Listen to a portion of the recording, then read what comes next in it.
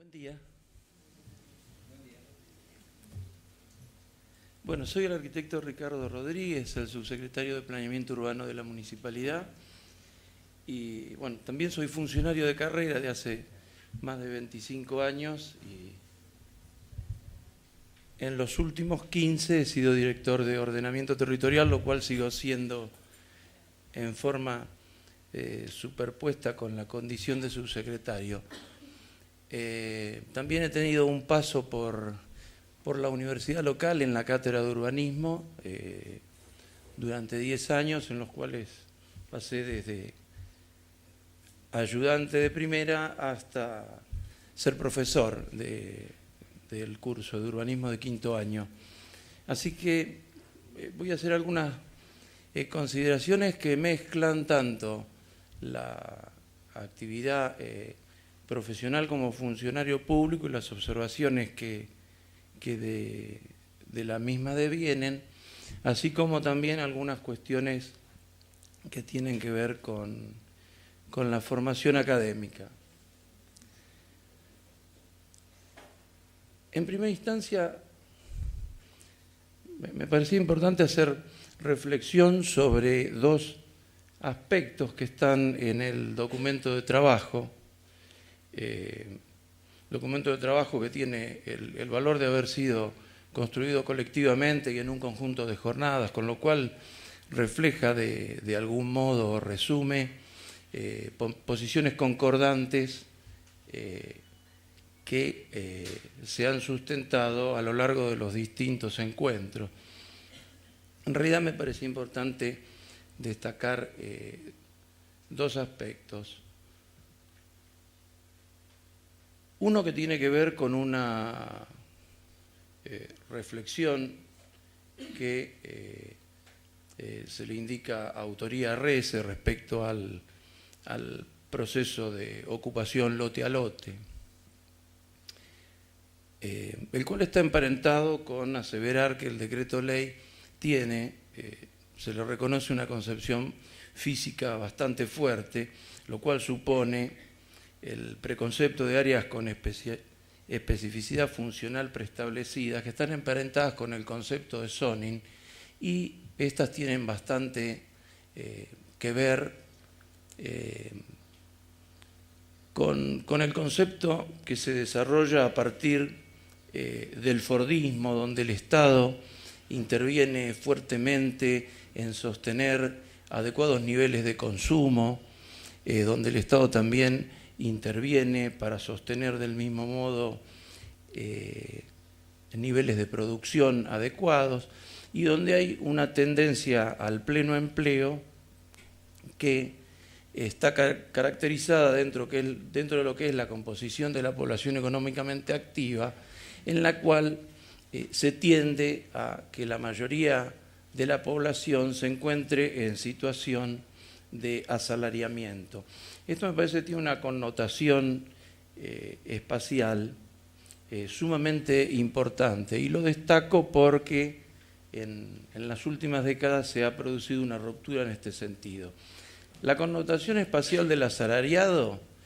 consiste en diferenciar el lugar de trabajo del lugar de residencia, dato que no resulta menor, porque es el que en algún momento posibilitó advertir este concepto de zonificación que disocia el lugar donde se trabaja del lugar donde se reside. Ya desde hace unos 30 años y en los últimos 15 se ha acelerado de manera sostenida, dentro de la composición de la población económicamente activa, el porcentaje de asalariados ha disminuido y sí ha crecido como contraparte la presencia del cuenta propia.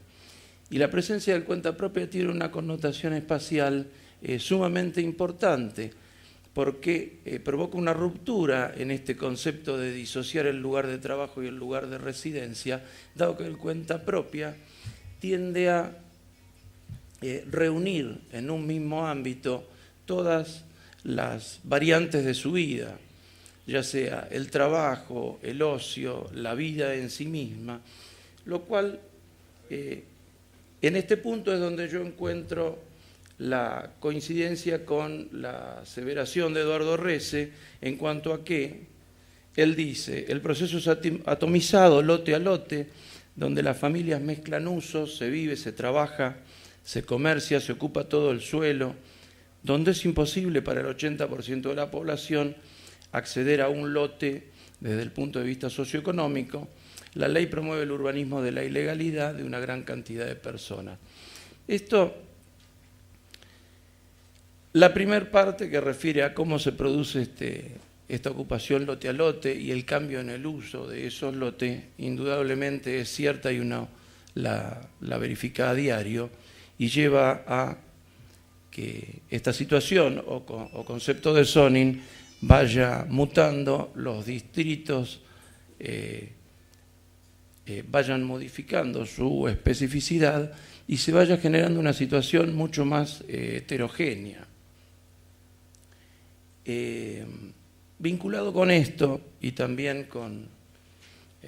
algunas frases que aplicábamos en la cátedra de urbanismo como una suerte de muletilla, pero de concepto síntesis respecto a la visión que teníamos del espacio, es que no hay otro espacio que el espacio social y que el espacio es expresión de las prácticas sociales. Y en este sentido,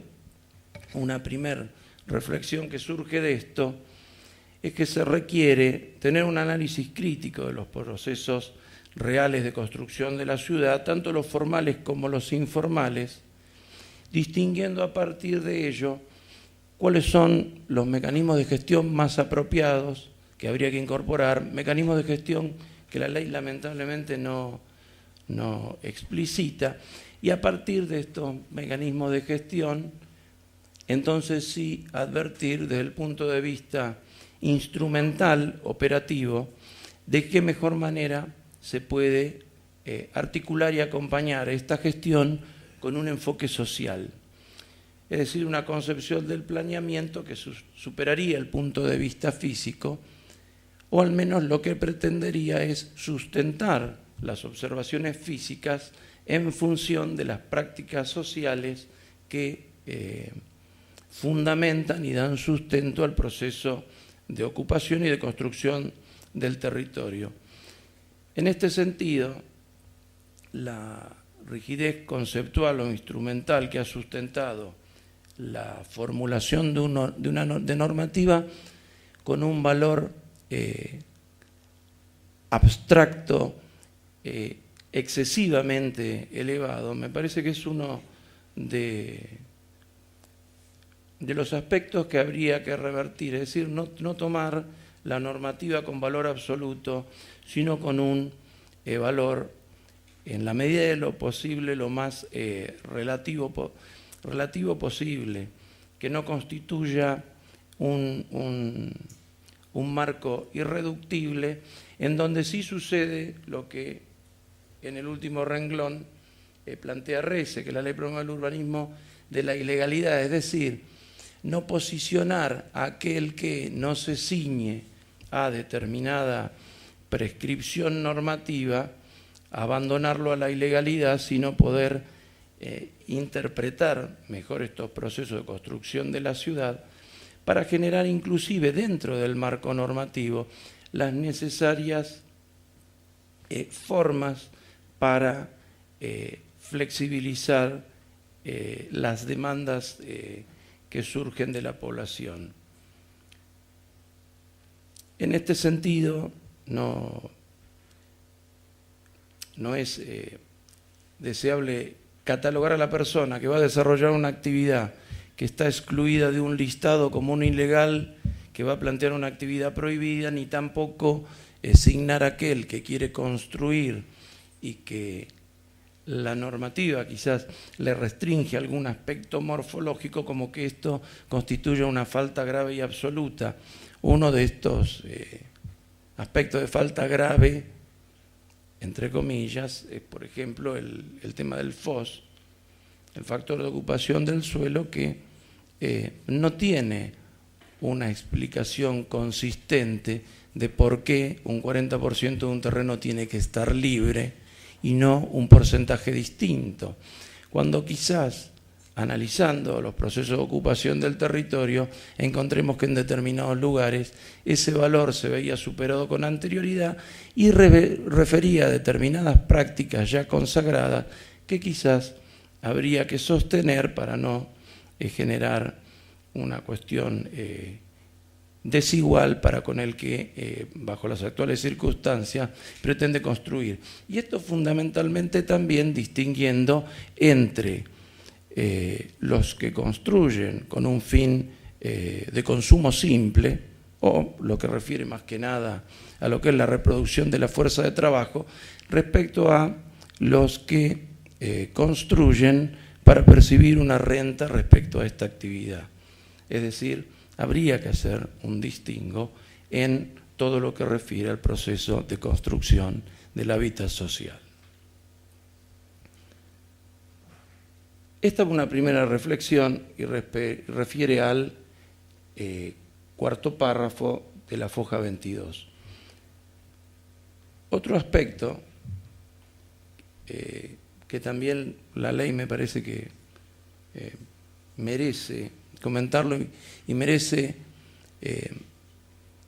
advertir la trascendencia que éste tiene, refiere a lo que se plantea en el tercer párrafo de fojas también 22, de la página 22, que refiere a la necesidad de tener infraestructura de servicios. Si bien resulta innegable y es deseable que la población disfrute del beneficio de tener infraestructura, tanto infraestructura sanitaria, el acceso a agua potable, a una eliminación de excretas controlada y centralizada, a el saneamiento hidráulico, al aporte de infraestructura energética, también uno debe advertir que la extensión de las redes de infraestructura implica una valorización del suelo y el elevar el precio de la tierra, y que esto en sectores, en un segmento de la población con acotada capacidad económica y empobrecida, implica un proceso de expulsión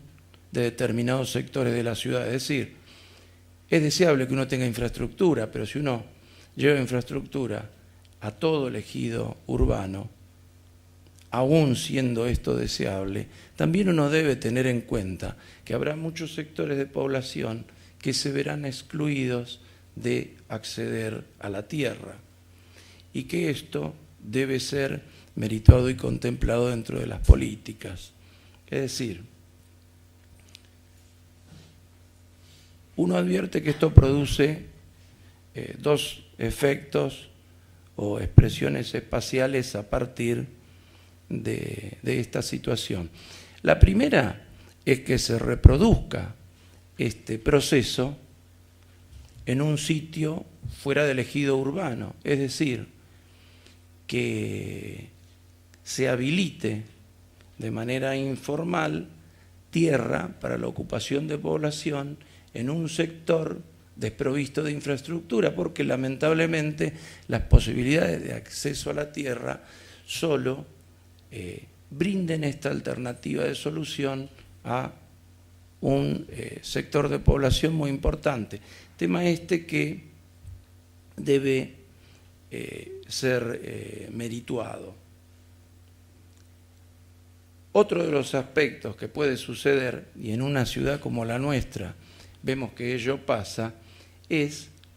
que quien no tiene la posibilidad de acceder a una vivienda o no tiene la posibilidad de acceder a un lote para comenzar el proceso de materialización de su vivienda,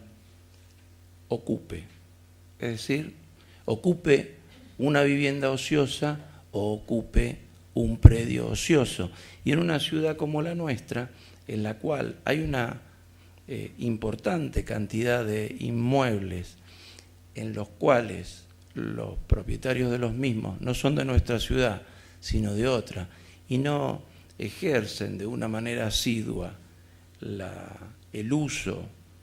en forma activa y periódica el contralor y uso de estos inmuebles, eso lleva a que muchos de ellos sean ocupados. Y la ley posibilita que cuando esto se hace con ánimo de dueño, en forma pacífica y no media la oposición del propietario, en 20 años se pueda acceder a la prescripción adquisitiva por usucapión. Esto es algo que también advertimos y que está quizás emparentado o está emparentado con el hecho de que un sector importante de la población no disponga de la posibilidad de acceder a la tierra por un mecanismo formal. Estos dos aspectos, estas dos reflexiones que formulo respecto a la infraestructura están vinculadas con lo que se expresa en el tercer párrafo, donde también es muy cierto que se formula una crítica a lo que eran los loteos populares en la década del 70, en donde es muy cierto que de una manera especulativa se vendía tierra sin mejoras, trasladando de esos modos los costos de infraestructura y los costos de urbanización a quienes accedían a esos inmuebles. La contraposición de pasar a demandar que solamente se puede generar suelo urbano o parcelamiento con adecuada provisión de infraestructura genera una brecha, una distancia entre la posición inicial y esta última que entiendo que debe ser analizada y que entra dentro del concepto de analizar y entender de la forma más adecuada posible cuáles son los procesos de apropiación y de ocupación del territorio para buscar de esa manera cuál es la solución más adecuada para resolver este tipo de situación. Estas dos consideraciones que tienen que ver con lo que refiere a beneficios y desventajas de implementación de la ley. Se podrían hacer muchas más, pero por una cuestión de tiempo me pareció interesante destacar estas dos y destacar estas dos a su vez porque fueron consideradas precisamente en la conclusión del documento. Bien, ahora quería hacer otras dos consideraciones porque tienen que ver, una con aspectos de tejido urbano y cómo han sido considerados en la ley 8912, algunas cosas son acierto, otras pueden constituir en cierta medida un desacierto. Y por último, una referencia especial al tema del FOS, alguna alternativa de solución para ello y la consideración en particular del mismo en la ciudad de Mar del Plata. Respecto a las cuestiones de tejido, es cierto advertir que de la ley en los términos que está planteada con bastante neutralidad y en la forma en que la mayoría de los códigos la han copiado, también manteniendo la misma neutralidad y en algunos casos copiando artículos casi literalmente, es muy cierto que esto implicó una suerte de superposición de una matriz con bastante grado de abstracción sobre una ciudad ya construida. Y en este sentido, cuando había una morfología construida en un proceso continuo, sin lugar a duda, esto ha provocado ciertos desajustes. Uno de los temas observables y que entiendo que habría que modificar de parte de la ley y de parte del código nuestro también de ordenamiento territorial es el hecho de que la ley promueve fuertemente la adopción de tipologías de perímetro libre. Esto es evidente que en una ciudad como la nuestra, con una determinada estructura de manzana, con determinada estructura de parcela, con un proceso de ocupación de esos lotes que tiene que ver con esta situación dimensional, ha generado un tejido preexistente que guarda en algunos sectores de la ciudad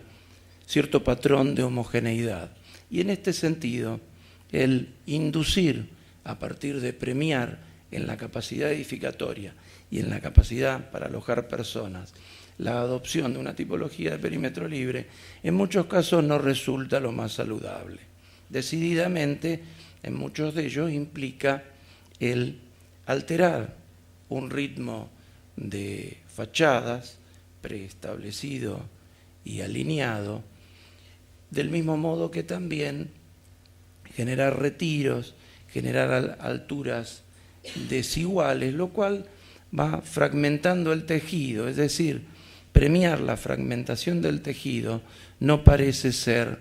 algo muy adecuado. Es decir, esto tampoco quiere ubicar a la tipología de perímetro libre como una solución que habría que descartar. Muy por el contrario, la solución de perímetro libre brinda condiciones de iluminación, ventilación, de visuales, que son muy positivas, pero que debe, a mi entender, merituarse y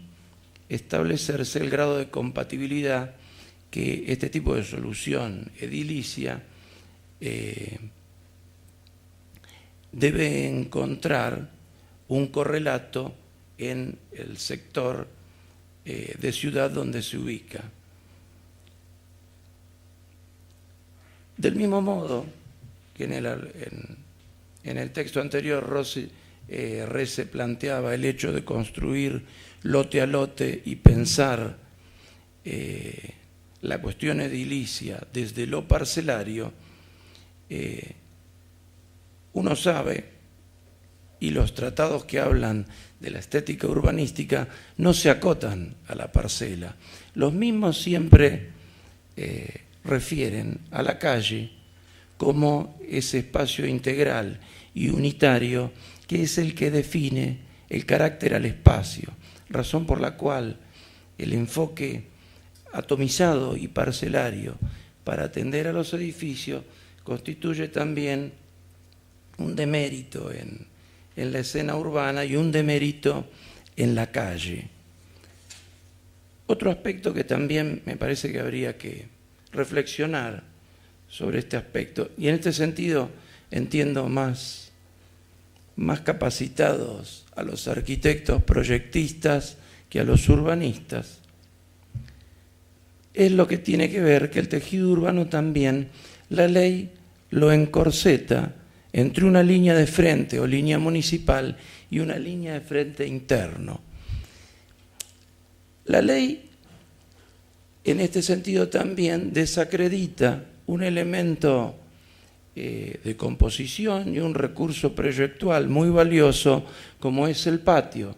La ley en su artículo 48, en un párrafo, dice que los locales que son habitables y los de trabajo no pueden ventilar a patio. Este es un concepto que me parece que resulta exagerado. Hay buenas soluciones de espacios habitables y de trabajo que dan a patio, y entiendo que no necesariamente debe esto resumirse en un edificio compactado que solo puede ventilar a calle o a centro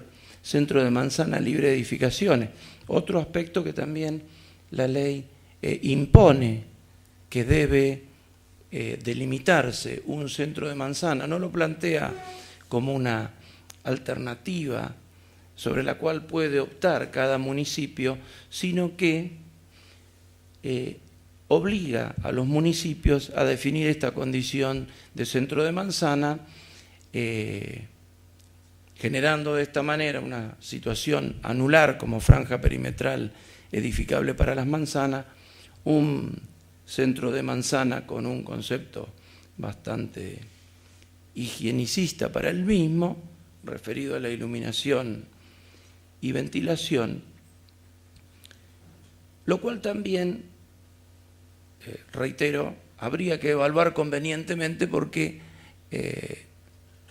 un análisis más crítico del proceso de construcción de la ciudad por ahí lleve a que no sea la forma más adecuada para resolver el completamiento de la ciudad ni para integrar ese completamiento a lo que hoy existe. En este sentido, yo lo que invito es a reflexionar respecto a la validez del patio como recurso proyectual y a que él mismo sea incorporado dentro de la ley como una solución proyectual válida que lamentablemente fue excluida.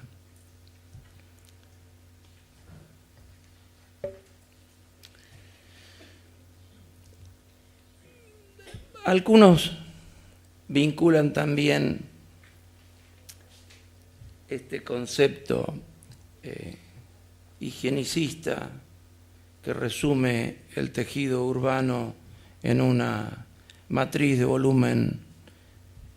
abstracto contenido en una franja e interpuesto entre la calle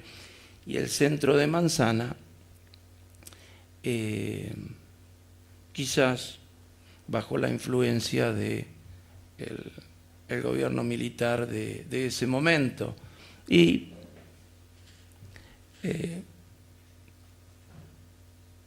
también a partir, quizás en la búsqueda o una suerte de recrear la idea del panóptico, ¿no? El panóptico de Jeremías Bentham, que está bastante bien descrito en un libro de Michel Foucault, Vigilar y Castigar, donde hace una descripción de la solución de edificios del sistema carcelario, del sistema educativo, del sistema de salud, en donde se procura tener un control de las personas, un control de la actividad, y la solución de los edificios está guiada por esta premisa de control. Quizás el hecho de haber excluido los patios, el hecho de haber planteado con tanto énfasis solo los edificios de perímetro libre como los virtuosos, la generación de espacios libres, planta bajas libres, retiros, etcétera, haya perseguido o haya tenido algún tipo de vinculación con esta idea de control que quizá al menos en esa situación de gobierno militar haya procurado que el completamiento de tejido no dificulte el contralor que se perseguía en ese momento respecto a la actividad de las personas, un poco emparentado también con el ejercicio de la disciplina. De esa suerte se favoreció un tejido abierto, premiando así que esto sucediera. Hoy en día me parece que habría que recapacitar un poco sobre cuál es la solución más adecuada para cada una de las ciudades y en ese sentido invitar a hacer un análisis más crítico del proceso de ocupación, el proceso social que llevó a cada una de las soluciones de tejido que las ciudades presentan y preservar las cualidades positivas de aquellas soluciones que han sido consagradas y que están arraigadas culturalmente en cada una de nuestras ciudades. Otro de los temas que la ley también se muestra ausente, y todas estas cosas se muestra ausente pero es correctible o es perfectible en ese sentido, es respecto a parámetros morfológicos que excedan la configuración de este volumen abstracto. Si bien no es que niega que uno pueda o los municipios puedan incorporarlos, pero en cierto modo ese planteo tan ascético, pues de algún modo es el que nos ha llevado a abundar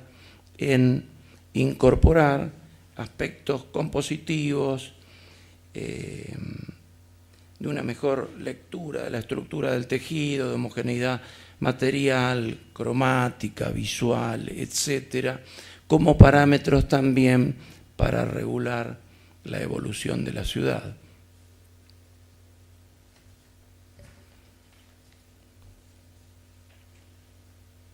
Otro aspecto que tampoco se reconoce, no obstante que tampoco se lo niega, pero es la existencia de sitios, de sitios que están emparentados con el acervo cultural de la ciudad y que como tal merecen consideraciones particulares en ese sentido.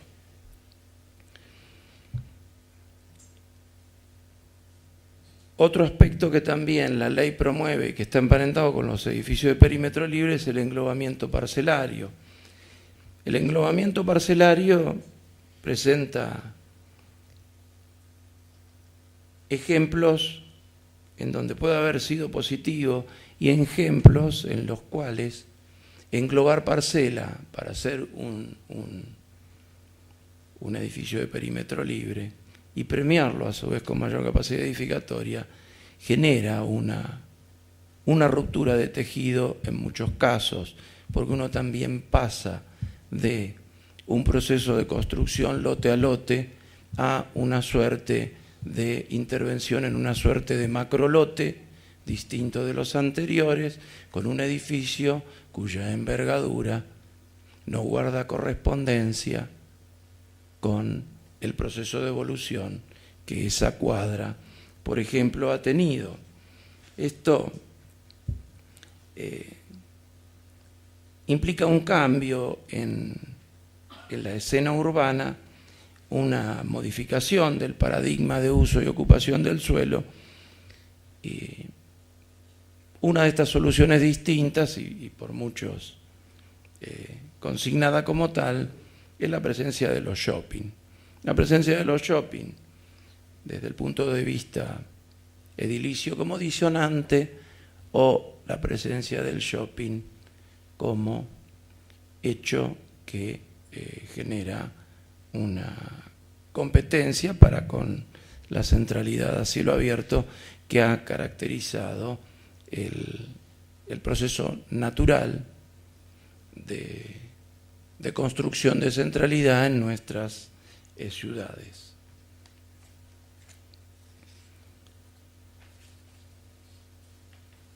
Bien,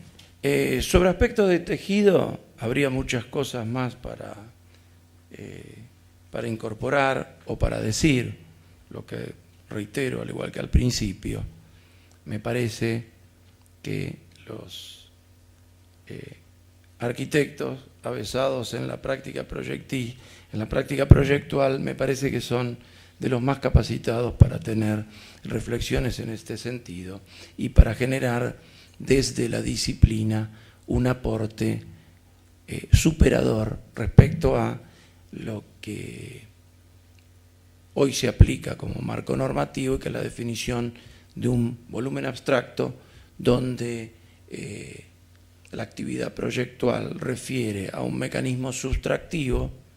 dentro del mismo, porque lo aditivo implicaría una excepción y una transgresión a este volumen abstracto, definiendo aspectos o incorporando cuestiones que hagan a la cualidad y que hagan a la calidad de lo que en definitiva pueda llegar a construirse dentro de este volumen neutral. En ese sentido, me parece que nos compete a todos, los que somos arquitectos, aportar en este sentido. Otro aspecto también abstracto que ha generado bastantes inconvenientes, y en nuestra ciudad no pocos, es el hecho de haber planteado un factor de ocupación del suelo del 60%, que en ningún lugar aparece fundado por qué hay que respetarlo a rajatablas o por qué se adopta ese porcentual y no otro. En la ciudad de Mar del Plata hay dos sectores bastante perjudicados por la aplicación del factor de ocupación del suelo. Uno es el área central principal de la ciudad y otro es el sector puerto. En otras ciudades supongo que esto estará emparentado también con otro tipo de perjuicios análogos a estos. El área central nuestra tiene un uso y una ocupación del suelo que se han consagrado en un proceso de años y que hoy decididamente, y hace años atrás también, se torna irreductible. Esto no es una situación que pueda tener una vuelta atrás. Por lo tanto, esta aplicación de un factor de ocupación del suelo, dejando un 40% libre, no guarda correspondencia ni con el proceso que generó ese espacio, ni con las demandas de funcionalidad urbana que un área de estas características debe tener. Del mismo modo, y por un defecto fundacional, la ciudad de Mar del Plata tiene manzanas base, más o menos de 100 varas por 100 varas, 86, 60 por 86, 60, y lotes de muy reducida dimensión que tanto estos deben servir a la solución de una vivienda individual como deben servir a la solución de, por ejemplo, una planta pesquera. Esto, evidentemente, no guarda correspondencia con esta función diferencial industrial. Y esto ha llevado que en la zona portuaria muchas plantas hayan evolucionado de una manera no muy adecuada, no pudiendo responder a exigencias de funcionamiento de layout que exigen plantas libres para funcionar y que esto no se puede llevar adelante. Si a todo eso, a este soporte parcelario inadecuado de manzana y de parcela, encima le estamos incorporando un nuevo inconveniente, teniendo que dejar un 40 de espacio libre, ha generado en la ciudad de Mar del Plata esto un inconveniente de suma gravedad. Y igual que, como decía Rece, la ley promueve el urbanismo de la ilegalidad, lamentablemente en este tipo de situaciones no podemos hacer cargo a los empresarios de la pesca por haber superado o transgredido en alguna planta el factor de ocupación del suelo, sino lamentablemente no tenían otra solución para ello. Yo, en ese sentido, entiendo que hay que trabajar fuertemente y hay que modificar esta restricción que ha impuesto la ley 8912 y que la misma se aplique en los sitios donde sea pertinente mantener un 60% libre, pero por ahí no en otros sitios que ya están consagrados con otro patrón de ocupación y que tienen otras demandas y otras exigencias funcionales.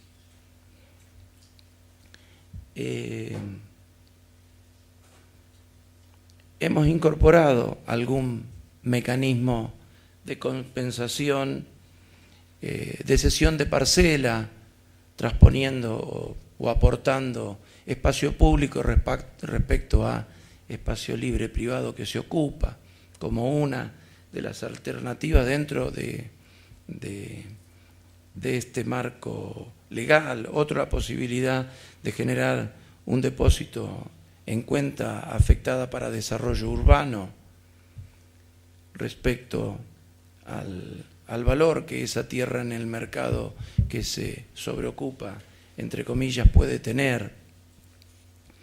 Pero han sido alternativas, en algunos de estos casos, hemos trabajado con la Dirección de Asistencia Urbana y Territorial, la ex DOU de la provincia, en particular con una arquitecta hoy jubilada, pero de mucho valor, como Susana Garay,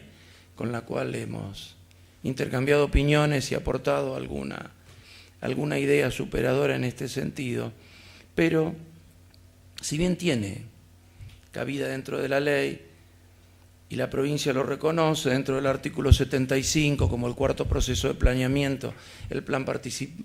particularizado, el artículo 82, el artículo 102 que habilita al Poder Ejecutivo a través de decreto a promover situaciones particularizadas o zonas o distritos determinados aún no cumpliendo con alguna prescripción de la ley 8912, pero una debilidad que uno advierte también es que cuando los municipios individualmente generan un reclamo en este sentido, tienen cierta debilidad, por lo cual una de las cuestiones que tendríamos que llevar adelante es reunir funcionarios, del mismo modo que también profesionales que no están vinculados a la actividad pública, de municipios que presenten problemáticas similares, analogía en su escala, en los problemas y en las soluciones que se vislumbran, para promover de una manera asociada y agrupada este tipo de modificaciones para que no sean un hecho individual. Todos sabemos que todo tipo de reclamo y en distinto orden de la vida que se formule desde una posición individual tiene mayor peso y consideración que aquel que es expresado como consenso y como expresión de un conjunto de municipios. En este sentido también entiendo que respecto al FOS u otro de los aspectos que tienen que ver con la ley 8912 debe generarse a partir de una construcción colectiva entre municipios para que tenga la fortaleza suficiente y que ello brinde el interés en quienes legislan y tienen atribución para incorporar este tipo de modificación. No es sencillo trabajar en forma asociada entre municipios. Para los que estén acá y trabajan en otros municipios, saben que las rutinas, el día a día es bastante arduo y no queda mucho tiempo para abordar cuestiones que atañen a la problemática urbanística, a la normativa, desde un punto de vista global y regional, pero no obstante ello, es un esfuerzo que vale la pena que se asuma, que se lleve adelante y que se formalice en presentaciones concretas en la cual se vean representados municipios de análoga envergadura, con similares problemas y también con similares soluciones en ese sentido. Hasta aquí el aporte que en pocos minutos uno puede hacer, y deseo también destacar la actividad que ha desarrollado el Colegio de Arquitectos en este sentido. Me parece de suma importancia y me siento orgulloso también por pertenecer a una institución como esta que ha abordado el tema urbano como hasta ahora no lo ha hecho otro de los colegios profesionales. Me parece de mucho valor y en ese sentido felicito a quienes han trabajado en todas estas jornadas y a quienes han viajado también para poder brindar estos espacios de trabajo y estos talleres en otras de las subdelegaciones que pertenecen a nuestro distrito. Muchas gracias.